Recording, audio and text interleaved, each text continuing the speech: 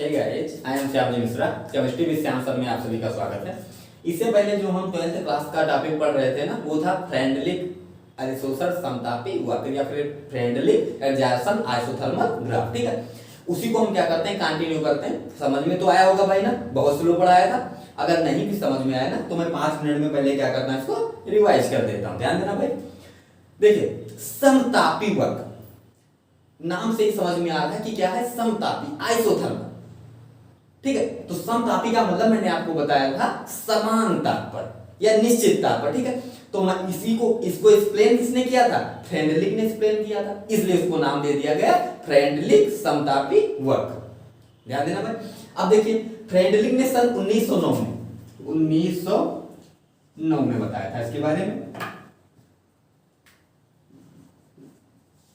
1909 में। देखिए, इसमें एक होता है, फ्रेंडलिक ने बताया कि अगर क्या किया जाए भाई, अधिशोषण का मतलब मैंने आपको बताया था क्या होता है कि किसी एक पदार्थ की सतह पर दूसरे पदार्थ का आकर चिपकना ही अधिशोषण कहलाता है। किसी एक पदार्थ की सतह पर जब कोई दूसरा पदार्थ आकर ऊपर से चिपक जाता है तो उसे ही अधिशोषण या फिर एडजॉर्प्शन कहा जाता है। ठीक है भाई, तो उसी को फ्रेंडलिक ने क्या बताया, उन्होंने कहा कि अगर हम ताप को समान कर दें या निश्चित कर दें, टेम्परेचर कांस्टेंट कर दें, और फिर जो अधिशोषण की मात्रा है, अधिशोषण में क्या होता है भाई, दूसरा पदार्थ आके इसके ऊपर बैठता है। अगर दूसरा पदार्थ आके इसके ऊपर बैठ रहा है, अच्छा वो पदार्थ फ्रेंडलिक ने लिया था, ध्यान देना भाई, फ्रेंडलिक ने उस पदार्थ को मान लिया था कि जो आके बैठ रहा है वो गैस है और जिस पर बैठ रहा है वो ठोस है या सॉलिड है। ध्यान देना। तो अगर कोई भी गैस इस पर आके सॉलिड पर बैठेगी तो अपने मन से तो ऐसे बैठेगी नहीं, यानी ऊपर से कुछ ना कुछ दबाव पड़ रहा है या दाब पड़ रहा है या फिर प्रेशर पड़ रहा है। और उसी प्रेशर, यानी प्रेशर देखो, जैसे मान लो प्रेशर अभी बढ़ा दिया जाए तो जो इस पर आके कण बैठ रहे हैं ना, गैस के कण, उनकी मात्रा बढ़ेगी कि घटेगी। प्रेशर घटा दिया जाए फिर मात्रा बढ़ेगी या घटेगी। जैसे मान लो ऊपर से अभी मैं ऐसे ऐसे दबा रहा हूं, ऊपर से प्रेशर डाल रहा हूं, तो गैस जो इस पर आकर चिपक रही है उसकी मात्रा बढ़ जाएगी या घट जाएगी प्रेशर बढ़ाने पर या घटाने पर। उसी रिलेशन को फ्रेंडलिक ने एक ग्राफ के माध्यम से व्यक्त किया, निरूपित किया, जिसे फ्रेंडलिक समतापी वक्र कहा जाता है। अब तो समझ में आया होगा भाई क्या बताना चाह रहा हूं मैं।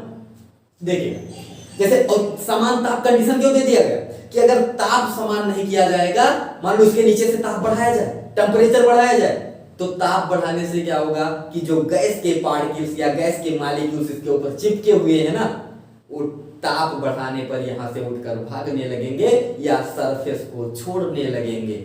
इसलिए ताप को कांस्टेंट कर दिया गया, नियत कर दिया गया, और दाब बढ़ाया गया या दाब घटाया गया। ध्यान देना भाई। तो फ्रेंडलिक ने जब अधिशोषण की मात्रा और दाब के बीच एक ग्राफ निरूपित किया और उसके लिए एक फार्मूला उन्होंने प्रयोग के आधार पर दिया, x/m समानुपाती p की पावर 1/m के, जहां x क्या था, यही मात्रा, गैस की मात्रा, अधिशोष की मात्रा, एडजॉर्बेट की मात्रा, जो इसके ऊपर आके चिपक रहा है ना उसकी मात्रा, और m क्या है, इसी का वेग, p क्या है, दाब, जो ऊपर से दाब लग रहा है, और n क्या है, कोई कांस्टेंट है। तो देखिए, जैसे दाब के और अधिशोषण की मात्रा के बीच संबंध बताना है ना, तो भाई दाब पहले बहुत कम रखा गया होगा, यानी निम्न दाब। जब बहुत कम दाब रखा गया, बहुत कम दाब रखो तभी एक ना कुछ एटीएम तो होगा ही। तो 1/n का मान मैंने 1 ले लिया। जब 1 लिया तो x/m p की पावर आ जाएगा 1, और किसी भी की पावर अगर 1 होती है तो उसकी वैल्यू वही हो जाती है। तो x/m समानुपाती p, यानी अधिशोषण की मात्रा दाब के समानुपाती होती है। कब, निम्न दाब पर। और शोषण, अब देखो इसका मतलब क्या है कि जैसे जैसे दाब बढ़ाओगे अधिशोषण की मात्रा बढ़ती चली जाएगी, या जैसे जैसे दाब घटाओगे अधिशोषण की मात्रा घटती चली जाएगी। इसी का मतलब यही होता है समानुपाती का मतलब, कि जैसे जैसे ये बढ़ेगा ए भी बढ़ेगा, जैसे ये घटेगा ए भी घटता चला जाएगा। ध्यान देना भाई। फिर मध्यम दाब, कुछ दाब बढ़ाया गया तो मध्यम दाब पर ये आया, और फिर जब उच्च दाब, इतना हाईएस्ट दाब, अनंत दाब, अनंत ले लिया गया, तो 1/n का मान यहां पर मैंने क्या ले लिया, उच्च दाब के लिए 1/n इक्वल टू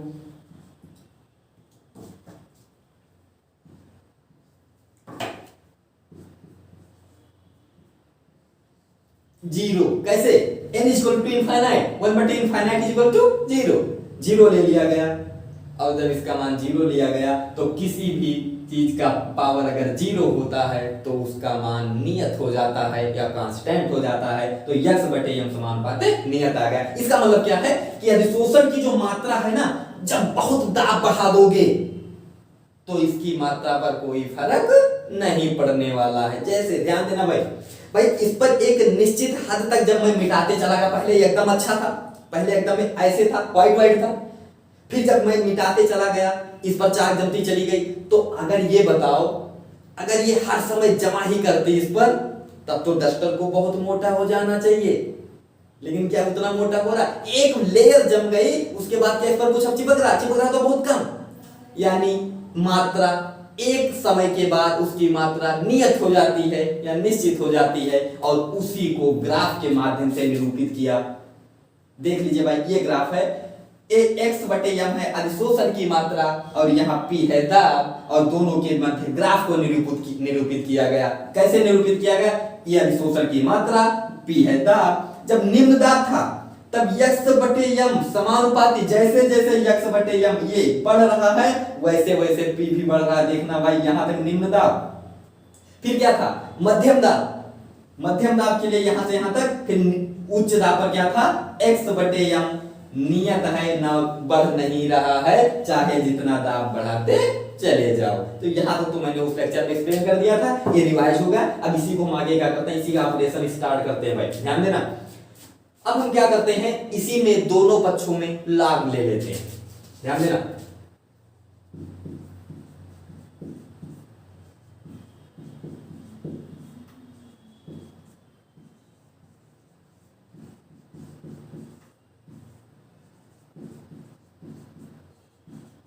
दोनों पक्षों में लाग लेने पर, अब लाग ले लेंगे, ले लीजिए भाई।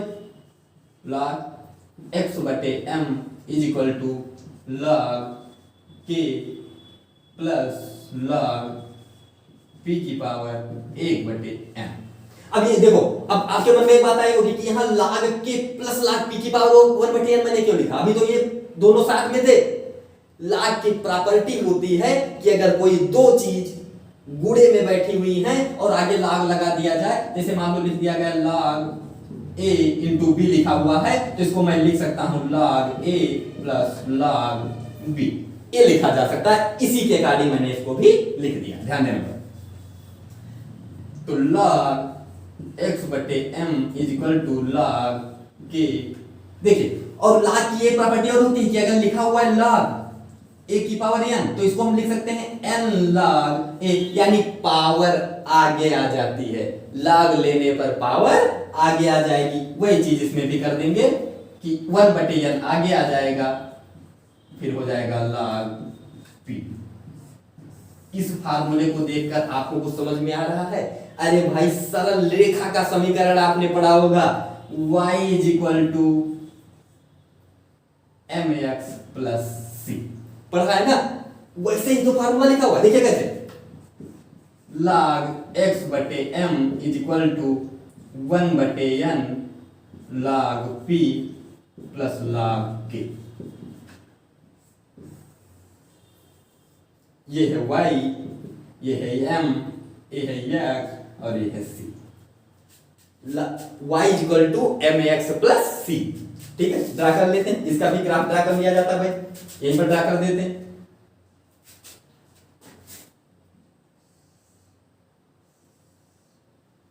देखिएगा भाई, y एक्सिस पर log x/m,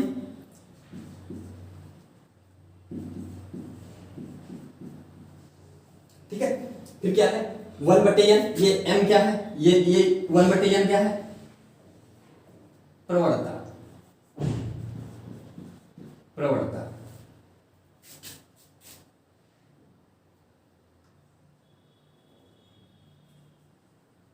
ध्यान देना पड़ेगा।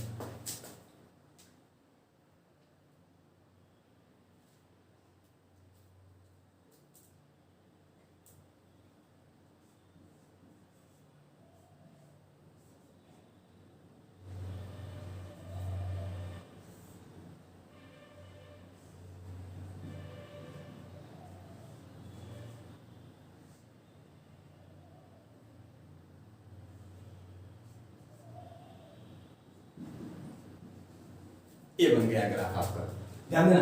कुछ समझ में आया कैसे लिख दिया मैंने, कुछ समझ में आया। y equal to M X plus C का जैसे आप लोग बनाते थे ऐसे करते थे, यहाँ y यहाँ x, फिर इसको क्या करते थे, इसको क्या करते थे, यहाँ मान लेते थे c और इसको मान लेते थे m। सेम टू सेम वैसे ही मैंने बना दिया इसका ग्राफ कि y की जगह log x बटे m रख दिया, c उसकी जगह पर x की जगह पर log p रख दिया, और जो इसका प्रवणता है वो log k रख दिया, और जो ढाल है स्लोप है वो 1/n रख दिया।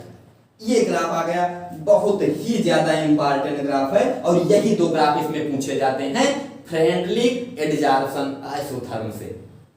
तो फ्रेंडलिक के दो फार्मूले हैं, एक तो x/m समानुपाती p की पावर 1/n, और दूसरा log x/m is equal to 1/n log p plus log k। समझ में आ गया भाई क्या बताना चाह रहा हूं? इसी में मैंने log ले लिया, log लिया तो क्या हुआ, a log k plus p log p 1/n मैं आगे लेकर चला आया, log p आया प्लस log k हो गया। ठीक है भाई, जी हाँ, चलिए देखिए। तो ये तो हो गए, कभी कभी ये फार्मूला पूछ लिया जाता है, कभी कभी ये फार्मूला पूछ लिया जाता है। बाकी जो न्यूमेरिकल आपसे पूछे जाते हैं वो दोनों फार्मूलों से पूछे जाते हैं, यानी ये दोनों फार्मूले बहुत ही ज्यादा इंपॉर्टेंट है एग्जाम के पर्पज से, बहुत ज्यादा इंपॉर्टेंट है दोनों फार्मूले। तो फ्रेंडलिक के दो फार्मूले x/m equal to k p की पावर 1/n, या दूसरा formula log x/m equal to 1/n log p plus log k। ठीक है भाई, समझ में आ रहा है ना? चलिए, तो हम क्या करते हैं, जो हमारा नेक्स्ट लेक्चर रहेगा उसको हम आगे कंटिन्यू करते हैं ना। ये तो आपके समझ में आ गया होगा। बाकी अगर इसमें कोई भी दिक्कत किसी को हो रही है तो आप कमेंट सेक्शन में जाके, कमेंट बॉक्स में जाके कमेंट कर दीजिएगा, या फिर डायरेक्ट मैसेज करके आप क्वेश्चन पूछ सकते हैं। ठीक है, चलिए धन्यवाद।